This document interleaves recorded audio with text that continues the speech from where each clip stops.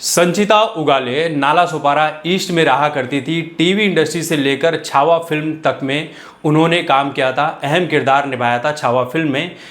और कुछ महीने पहले इन्होंने एक इन्फ्लुएंसर मिशा अग्रवाल की आत्महत्या मामले में कहा था कि व्यूज़ नहीं मिल रहे थे उन्हें जिस तरह से वो चाहिए थे उन्हें, और इसके चलते उन्होंने आत्महत्या कर ली। ये बहुत गलत चीज़ है, ऐसा नहीं करना चाहिए।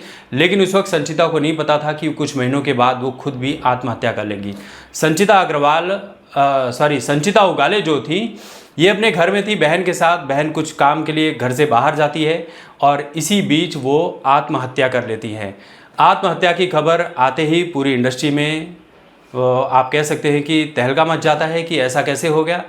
और अभी तक कुछ पता नहीं चला, लेकिन उनके चचेरे भाई जो है वो कह रहे हैं कि 14 जून को ही आत्महत्या की, जिस तरह से सुशांत सिंह राजपूत ने आत्महत्या की थी। हालांकि भाई मैं सबको ये कह देता हूँ, सुशांत सिंह राजपूत ने आत्महत्या नहीं की थी, सुशांत सिंह राजपूत की हत्या की गई थी बहुत ही प्लानिंग तरीके से, जो शायद हमें पता चले ना चले वो तो बात की बात है। लेकिन सुशांत ने आत्महत्या नहीं की थी। लेकिन वो कह रहे हैं कि सुशांत सिंह राजपूत ने जिस तरह से जिस डेट को आत्महत्या की थी, उसी डेट को संचिता उगाले ने भी आत्महत्या कर ली। और इसी बीच टीवी इंडस्ट्री की ही एक और एक्ट्रेस आती है अपने वीडियो में और कहती है कि इस इंडस्ट्री में फोर्स किया जाता है, टीवी इंडस्ट्री में भी, कि इसके साथ सो जाओ, इसके साथ ये रिलेशन बना लो, इसके साथ वैसा कर लो, और नहीं करते हैं फिर दबाव डाला जाता है। 1000 रुपये भी अगर ज़्यादा मांग लो तो आपको सीरियल से निकाल दिया जाता है, जबकि आप कितनी भी अच्छी एक्टिंग क्यों ना करती हो। तो ये चीज़ें सामने आ रही है।